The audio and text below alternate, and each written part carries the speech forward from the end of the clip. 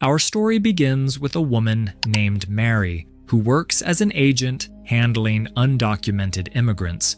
She is seen driving 2 passengers, Nina, a young woman from Belarus, and her little daughter, Isabella. Nina had recently come to America, but because of an ongoing legal case, she wasn't allowed to stay legally until her case was cleared. Desperate for money and stability, Nina needed a job to support herself and her daughter. Mary offers to help and finds her a housekeeping job with an elderly man named Luther who lives alone in a remote area. As they drive, Nina asks Mary about Luther. Mary tells her that he's an old-fashioned man, but very kind-hearted. She reassures Nina that she will be safe and happy there. Mary mentions that other girls had worked there before, one from Russia and another from Mexico.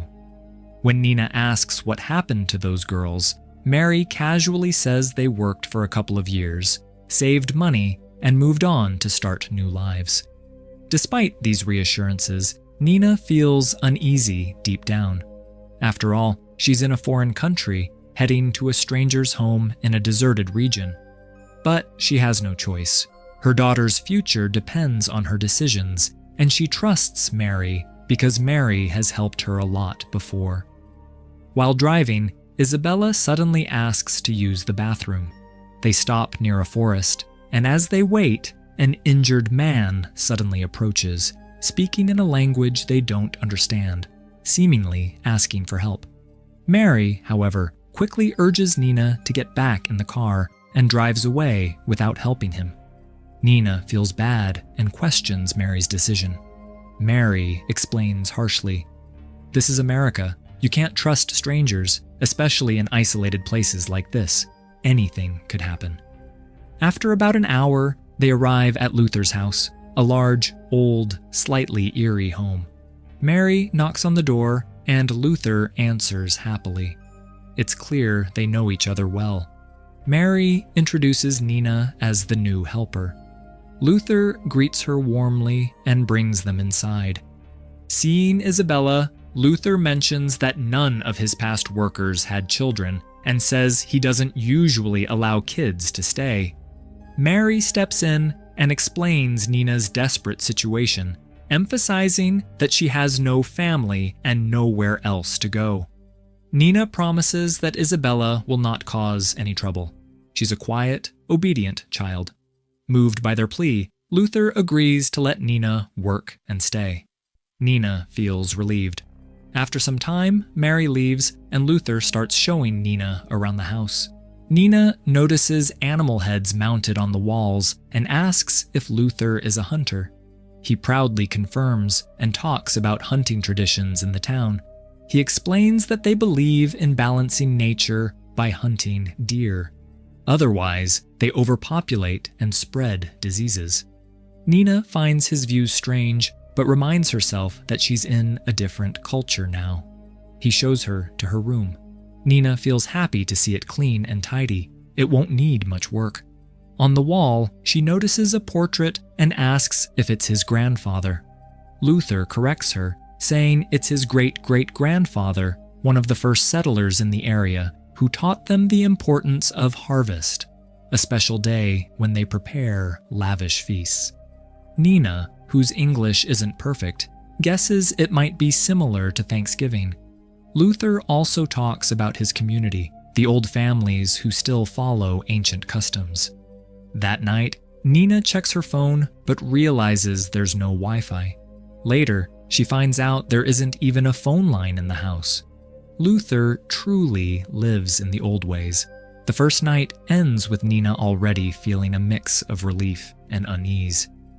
The next morning, Nina wakes up and panics when she notices that Isabella is not in her bed.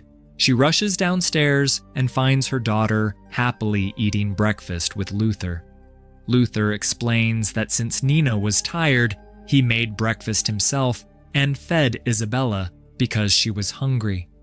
Nina feels embarrassed and apologizes, promising that it won't happen again.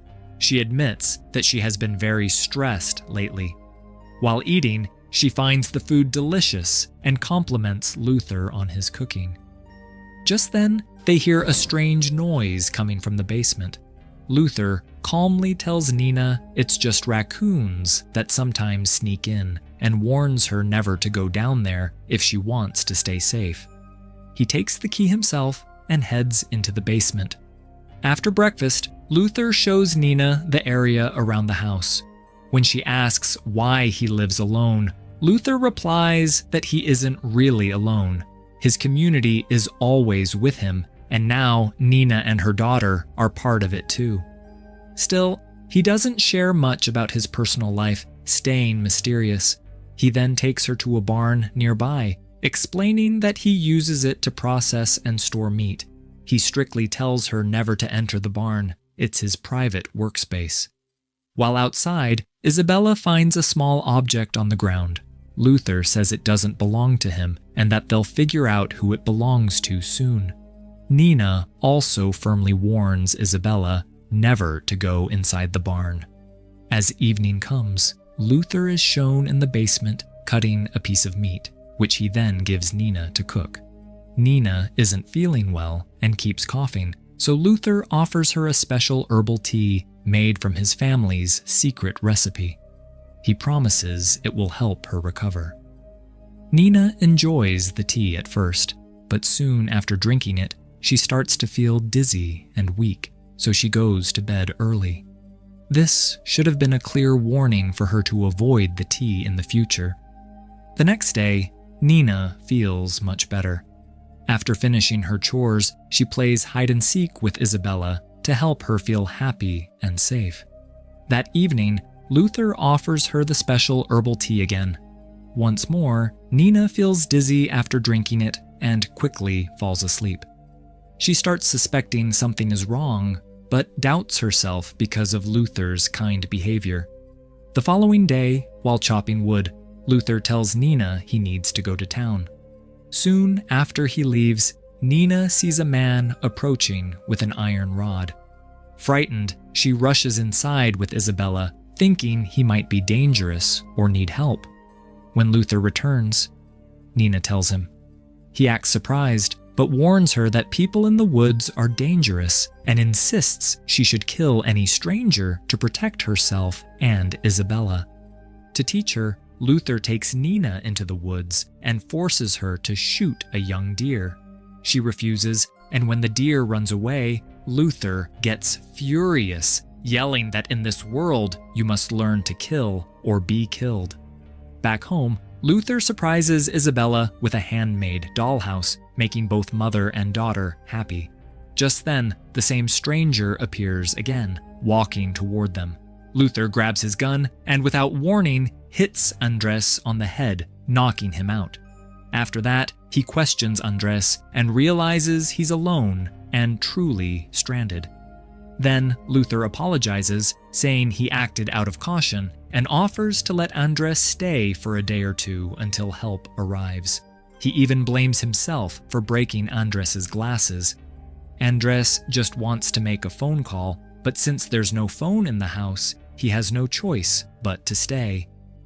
After dinner, Andres helps Nina wash dishes, and they bond quickly. He learns she's just a maid here and starts to feel protective toward her. While cleaning, Andres finds a bottle of wine and invites Nina to drink with him. She refuses, afraid Luther might get angry, but Andres drinks anyway. Later, they both head to bed. That night, Nina looks out her window and sees a mysterious figure wearing deer antlers staring at her before disappearing, making her think it was just her imagination. The next morning, Nina panics when she finds Isabella missing again. She and Andres search and finally see her outside with Luther. Nina hugs her daughter in relief. At that moment, Nina notices 3 masked figures in the distance. Only she can see them, hinting these are hallucinations, likely from Luther's tea. Later, Luther tells them guests are coming for dinner. Nina wonders how he invited them without a phone, and Luther explains he went to the neighbors while she slept. He also mentions that Andres left his car keys on the table, and that he gave them to a mechanic. Andres is shocked. He never left his keys there, which raises his suspicion. Luther warns them not to drink his wine without permission again, and gives Nina a bright red dress to wear, saying she should look pretty for the guests. In her room, Nina finds a book titled Order of Children of the Sun. When she tries to open it, Luther stops her, calling it sacred and saying she must always ask him before doing anything. That evening, the guests arrive and treat Nina kindly at first, but then ask strange, intrusive questions about her country. Meanwhile, Andres feels uncomfortable because they keep asking only about Pablo Escobar, as if that's all they know about Colombia. Upstairs later, Andres tells Nina something is very wrong and urges her to leave with him for Jamestown. He offers help and money, but Nina refuses, saying she can't just abandon her job and run away.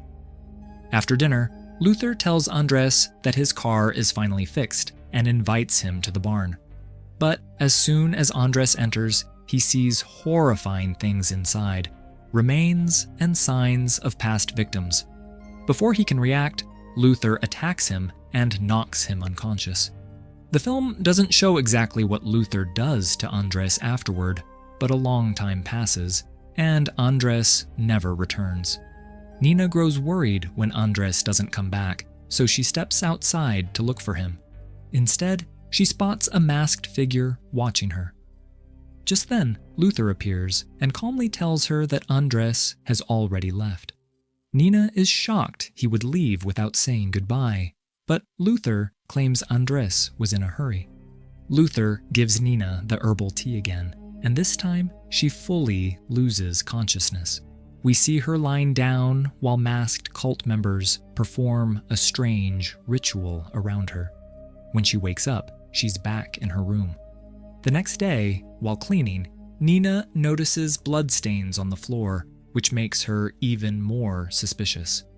Seizing a chance while Luther is in the basement, Nina sneaks into his private room. She finds a chest filled with old photos showing Luther's ancestors participating in brutal rituals and battles. She also spots the sacred book she had seen before. Before she can investigate further, she hears a noise and realizes Luther is coming upstairs. Nina quickly escapes the room. Downstairs, she sees Luther emerging from the basement, his clothes stained with blood and eerie sounds coming from below.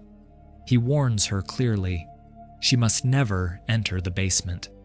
Nina stays silent, but grows more worried about Andres. She starts believing he might be hidden in the basement. That night, she decides to go down there, but Luther is sitting guard, and he angrily stops her when she tries. The next day, Luther leaves the house for some work. Seeing her chance, Nina hides Isabella upstairs and then breaks open the basement door with an axe. To her horror, she finds Andres tied to a chair, his eyes gouged out. He is in unbearable pain, begging for help. Nina unties him and grabs Isabella, trying to escape through the forest. But before they can get far, Luther catches them and knocks Nina unconscious. When she wakes up, Nina finds herself locked in a room for several days. Luther feeds her and keeps giving her the same drugged tea, making her hallucinate and weak. She begs him to let her go back to her home country, crying desperately. At this point, Luther's twisted ideology is fully revealed. He believes that outsiders like Nina will eventually overrun their land, if not hunted. He considers it a blessing to kill and eat them, calling it a tradition passed down from his ancestors. One night, dressed in ceremonial clothes with horns on his head, Luther takes Nina to the bathroom, forces her to undress, and washes her like an animal before slaughter. Nina tries to fight back, but he nearly drowns her. He tells her that they never eat children. Instead, he plans to raise Isabella and mold her into one of them. Hearing this, Nina is heartbroken and terrified, but powerless. Luther threatens her constantly, saying he will kill Isabella if Nina disobeys. Finally, the night of the cult's special feast, called Harvest, arrives. Luther's followers gather, and shockingly, Mary is among them, revealing that she too is part of this cannibal cult. Her real job was to lure helpless immigrants with no family into their trap, just like Nina. When Nina regains consciousness this time, she finds herself tied to a chair at a dining table, surrounded by cult members. Luther stands and begins reading from their sacred book, Order of the Children of the Sun. He declares that they see this land as heaven and that any outsider who enters is meant to become their food. They don't believe in any god, only in the wisdom passed down from their ancestors. When the food is finally brought out, Nina is horrified to see Andres' severed head. Overwhelmed with terror, she vomits all over the guests, ruining their ceremony. Furious, the guests blame Luther for ruining their special night. After the failed feast, Luther drags Nina back to the basement and ties her to a chair again. Luckily, her daughter is also brought down later. Hours later, after the guests leave, Nina manages to free herself with Isabella's help. She grabs a knife and also finds a gun. Meanwhile, outside, Mary and Luther discuss how they can't eat Isabella because she's a child, so they plan to raise her and turn her into one of them instead. Just then, one of the guests returns to retrieve something. Nina sees him and immediately shoots him. The gunshot alerts Mary and Luther. Nina tries to escape using a nearby car, but it's locked. Mary rushes toward her to attack, but Nina stabs her just in time, killing her. Nina then runs into the barn, hoping to find car keys. Inside, she is horrified to see chopped human body parts, which terrifies her even more. Suddenly, Luther attacks her. She shoots him, but he survives and locks her inside a box before going back into the house to find Isabella. Nina somehow breaks free, rushes back to the house, and confronts Luther. In the struggle, she stabs him with one of his own horned masks, injuring his leg. Even though he tries to kill her, Nina keeps stabbing him until he finally dies. Traumatized and in shock, Nina hugs her daughter tightly. The next morning, she takes Luther's car and drives away, finally escaping that nightmare. At the end of the film, we are shown this shocking information. DHS has lost track of 177,000 migrants inside the U.S. Julia Ainsley, NBC. According to the U.S. Department of Health and Human Services data, as of 2023, more than 85,000 undocumented children have gone missing over the past 2 years. No signs of life, no contact, no accountability, no answers.